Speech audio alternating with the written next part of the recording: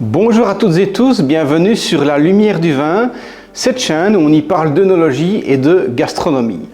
Aujourd'hui, je vous présente Success Story, cette émission tournée sur la chaîne de TV LN24, présentée par Pierre Herman, ce journaliste qui met en avant les pionniers, les nouveaux talents d'aujourd'hui et de demain qui mettent en place des solutions dans le monde actuel.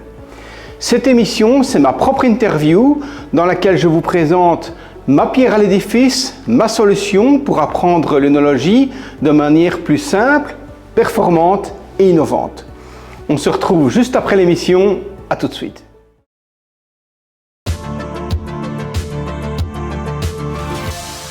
De retour dans Success Stories et on va parler œnologie. On en parle avec Olivier Goeur. Bonjour Olivier. Bonjour Pierre. Alors on regarde un peu votre parcours. Vous avez été formé à l'école hôtelière de Namur. Vous avez été désigné 3e meilleur sommelier de Belgique dès votre sortie de l'école. C'était dans les années 90, in the 90s, que vous êtes sorti. Donc on voit qu'il y a une longue expérience dans le domaine. Vous avez débuté votre carrière dans le prestigieux restaurant étoilé Les Forges du Pont-d'Oie à Abbé-la-Neuve. Ensuite, vous êtes revenu travailler en province, près de chez vous, à Namur, dans des adresses de renommée. Il y a eu toute une série de très belles adresses où vous avez exercé votre profession. Vous avez ensuite intégré des grandes maisons d'importation de vin avant de fonder en 2013 votre propre maison de distribution de vin. C'est facile à retenir, ça s'appelle Vin sur Vin. Tout à fait. Pas mal, ça c'est bon sujet. Alors en 2017, vous avez ouvert aussi un nouvel espace dans une grange qui se trouve à Gerpine, rénovée, où vous créez une forme de table d'hôte combinée avec des cours d'œnologie. Et là, il y a toujours vos clients, aussi bien de l'Oreca et d'autres, qui peuvent venir acheter vos vins. Et puis là, quand on a préparé cette émission, vous avez dit c'est le fruit de 30 années d'expérience et de passion pour le métier de sommelier. Vous avez créé une nouveauté, une nouvelle méthode, le projet de Trésor de Worms. Alors, sans tarder, Olivier Goeur, c'est quoi Trésor de Worms? C'est quoi le pitch?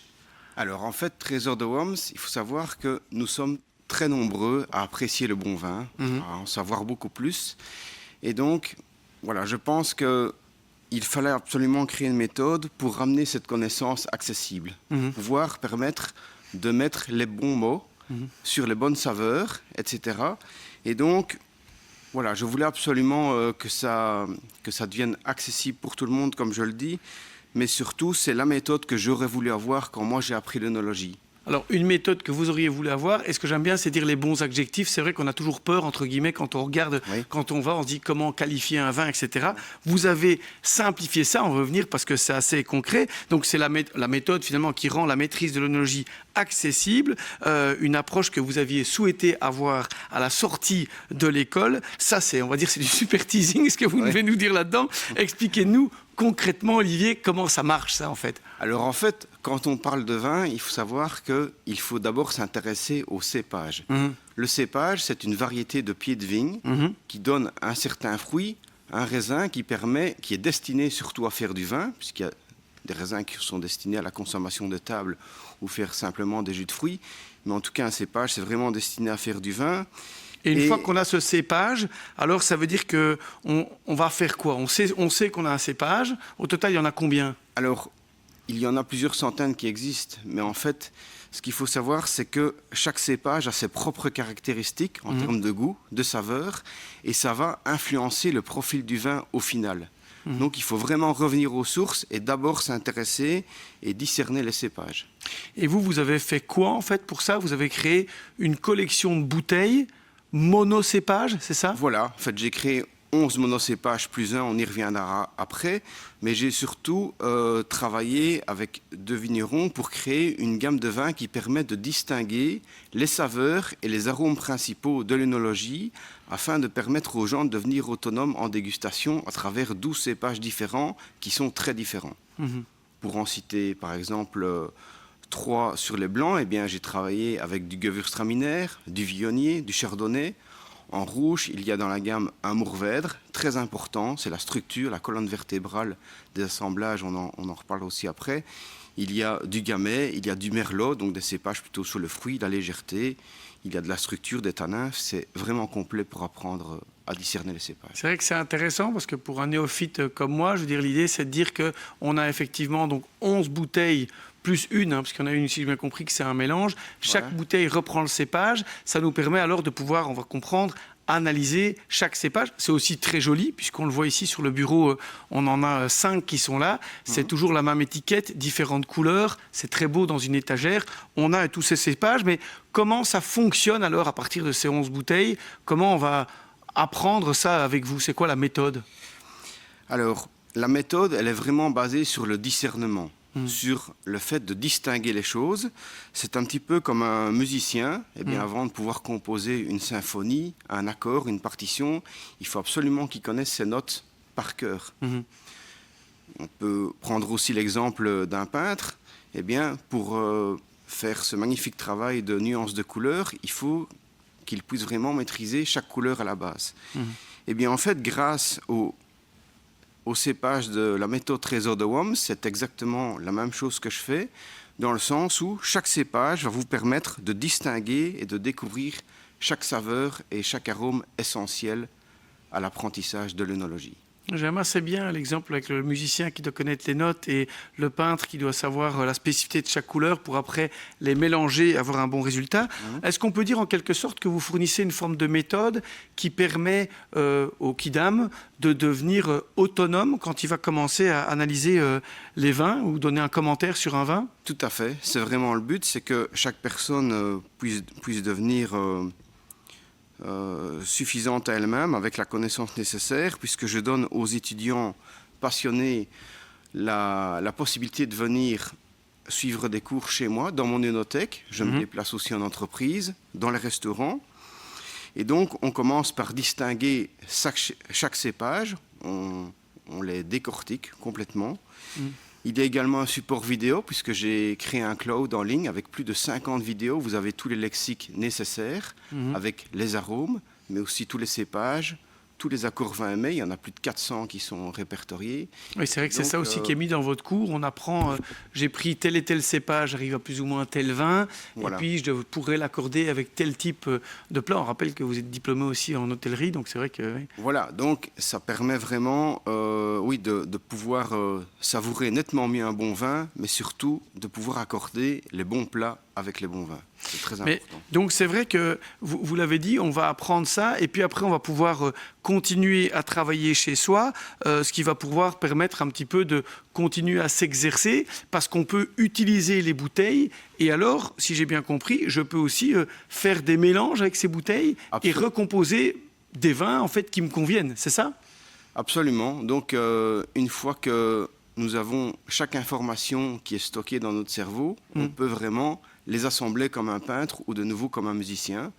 Et donc, je ne vais pas dire que l'assemblage est infini, mais vraiment, vous allez comprendre vraiment le goût à travers cette méthode. Ça veut dire qu'au cours, donc j'aurais appris à distinguer les 11 cépages. En faisant un à un, ça va me permettre d'avoir, j'aime le mot-clé que vous avez utilisé, le discernement. Oui. Ensuite, on va commencer à faire un peu, pas des chimistes, mais de mélanger et de composer son propre vin et dire, moi j'aime bien ça. Tout à fait. Et vous êtes capable peut-être de dire, ce que vous aimez bien là, en fait ça s'appelle tel vin, et vous pouvez recommander aussi un vin qui correspond à ça? Absolument. Absolument. Oui, C'est vrai qu'on avait vu, je fais une anecdote tout à fait haute, mais on avait vu qu'il y avait quelqu'un qui copiait des très grands vins, un Asiatique qui avait fait ça et qui vendait des faux vins. C'est ça en fait, il faisait de la recomposition. Oui, c'est pas le but. Non, pas du tout, en quelque sorte, oui. Ok, mais alors que je comprenne bien, on reçoit les différentes vidéos, on reçoit donc ce matériel pour s'entraîner chez soi, continuer à le faire, et alors en plus de ça, ce que j'ai bien compris, c'est que chaque personne qui participe à votre formation reçoit 36 bouteilles de vin. Donc, chaque fois, les 11 cépages plus 1 fois 3. Donc, il y a de quoi composer pas mal de choses, c'est ça? Oui, c'est très important de refaire l'exercice. Je reprends l'exemple de musicien. Personne n'a jamais appris à jouer un morceau de musique une seule fois.